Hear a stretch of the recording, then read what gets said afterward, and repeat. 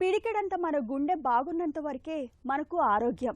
నిరంతరాయంగా నిర్విరామంగా పనిచేసే మన గుండెలో ఎక్కడ ఏ చిన్న సమస్య తలెత్తినా అది ఏకంగా మన ప్రాణాలనే ప్రమాదంలోకి పడేస్తుంది. ఇలాంటి విపత్కర పరిస్థితిని తట్టుకునేందుకు గుండెపోటు ముప్పును పసిగట్టేందుకు వీలుగా తరచూ కొన్ని రకాల పరీక్షలు చేయించుకోవాల్సిందిగా చెబుతారు డాక్టర్లు. ట్రెడ్మిల్ టెస్ట్గా పిలిచే టీఎంటీ పరీక్ష అలాంటిదే. గుండె ఆరోగ్యానికి భరోసానిచ్చే టీఎంటీ పరీక్ష గురించిన పూర్తి వివరాలను ఇప్పుడు తెలుసుకుందాం.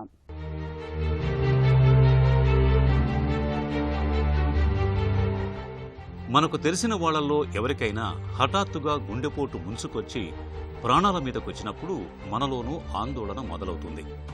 మన గుండెలోనూ బ్లాకులు ఉన్నాయేమో, అవి రోజు రోజుకి పెరుగుతున్నాయేమోనన్న భయం పట్టుకుంటుంది. ఇలాంటప్పుడు గుండె ఆరోగ్యాన్ని పట్టి చెప్పే ప్రాథమిక పరీక్షల్ని చేయించుకోవటం అన్ని విధాలా మేలు. గుండె రక్తనాళాల్లో పూడికల్ని నిర్ధారించే పరీక్షల్లో ట్రెడ్మిల్ టెస్ట్ చాలా ముఖ్యమైంది.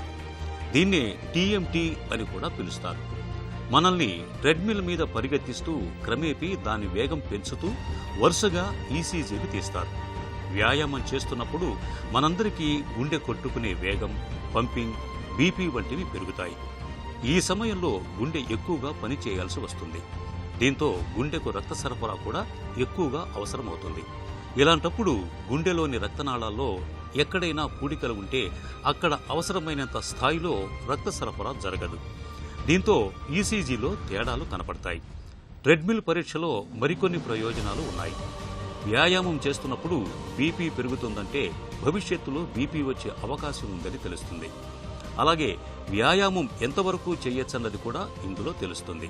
కాబట్టి 30 ఏళ్ల తర్వాత 2 ఏళ్లకోసారైనా ప్రతి ఒక్కరూ ట్రెడ్మిల్ పరీక్ష చేయించుకోవాలి.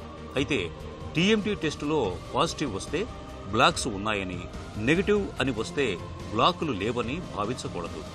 ఒక్కోసారి ఇన్కంక్లూజివ్ అంటే ఇదమిద్దంగా ఏమీ తేలకపోవడం కూడా ఉండొచ్చు. కొన్నిసార్లు ఫాల్స్ పాజిటివ్స్ కూడా వస్తుంటాయి. కాబట్టి టీఎంటీ రిపోర్టు విషయంలో డాక్టర్ నిర్ణయమే అంతిమం.